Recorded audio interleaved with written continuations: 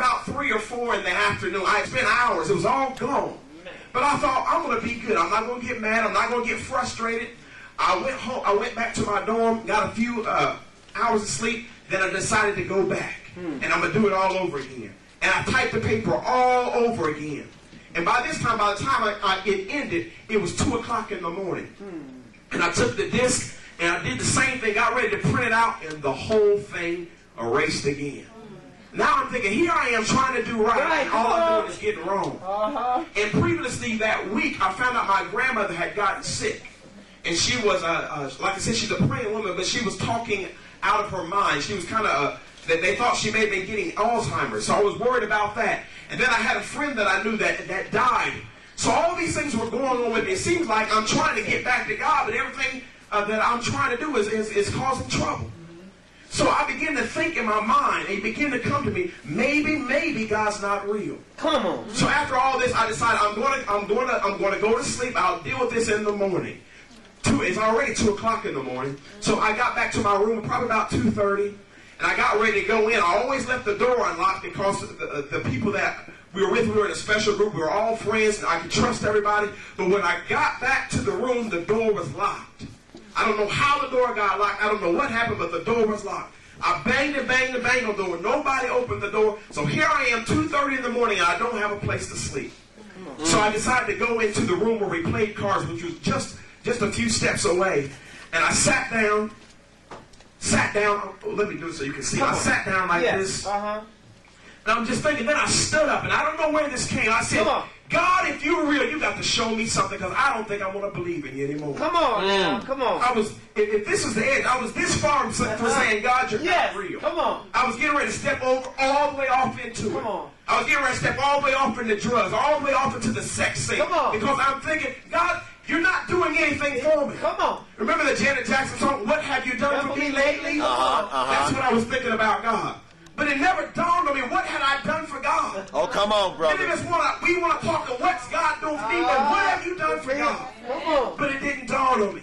So there I am. I'm just thinking about it. And I was smart enough not to blaspheme, but I was that close. That close. Come on. So I decided to sit back down. I sat there and I got kind of scared. I'm thinking, I just challenged God. Yeah, come on. So if he's real, something's about to happen. But nothing happened. Come on. For about 10 minutes, nothing happened. And I made up in my, I pretty much know that he's probably not real. And I thought, well, I'm just going to sleep here till the morning so I can get into my dorm room. And I sat back in my chair, and somebody came into the room. So I turned around, but there was nobody there. I thought, well, maybe it's just somebody in the hallway. So I sat back again, getting ready to try to get some rest. But somebody came in the room again. I looked over my shoulder again, nobody was there. Come on. Then I got scared. And when I got scared, I felt the most awesome love I've ever felt. Oh, yes. Yeah. Come on. Came over me. It was so strong. Yeah. And I'm not a crier, not an emotional person, but tears begin to jump out of my eyes. Yeah, begin to stream out of my eyes. I begin to say, God, I'm sorry. Yeah. And I begin to see life for what it really was. And what is so amazing to me is here I am challenging God. Yeah. And he came out of eternity. Oh, come on. Yes. Yes. He could have took me out. But instead, he showed me love. That's right, buddy. That's why when I minister to young people, I try to show them love.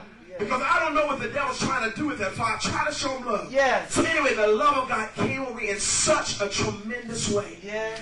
And there I was just crying and crying before God. I said, God, I'm sorry. I'm to the point I'm snot. I didn't care who saw me. Yeah, right. I'm wiping my nose and just crying. And I'm thinking, God, how could I have got so far? Because everything came so clear to me. Yes. And then as quickly as God came, it seemed like he left. Come on.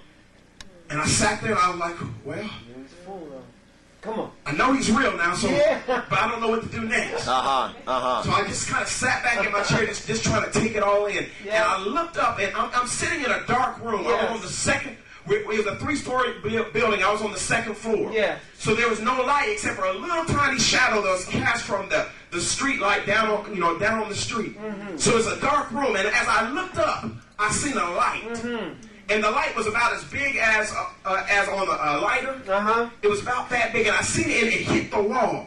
And it was also in the shape of a flame, but it wasn't fiery. It didn't look like fire. It was just light. And I was too afraid to take my eyes off it because I was looking at it. Come on. And then it moved to another place on the wall. It went from there to there. And it did that for about 5 minutes and jumped all across the wall. Come on. And here I am. I know that the power of God is in the room. Come And I know on. something's happening. And all of a sudden, it all disappeared. I'm just staring. I'm looking. I'm trying to wipe my eyes. I'm thinking in my mind, maybe these tears in my eyes make me see this stuff. But I knew something. I was really seeing something. Yeah. Then all of a sudden, what happened is that the dots connected. You remember how you played Connect the dots. Yes. Every place I seen the light on the wall, it connected. And I seen an image of a man. And I knew it was a man because of the way I seen it. But I seen from the neck down to the waist. And the interesting thing, he had his arms extended out like this. And I could see the outline of a robe. Kind of like where my cup is here, but I could see a robe. Come on. And the Spirit of God spoke to me clearer than I had ever heard him before and said, come home. And I knew what he said. He was saying, come back to relationship with me. God. Yes, yes, And yes. from that day to this, I have never looked back.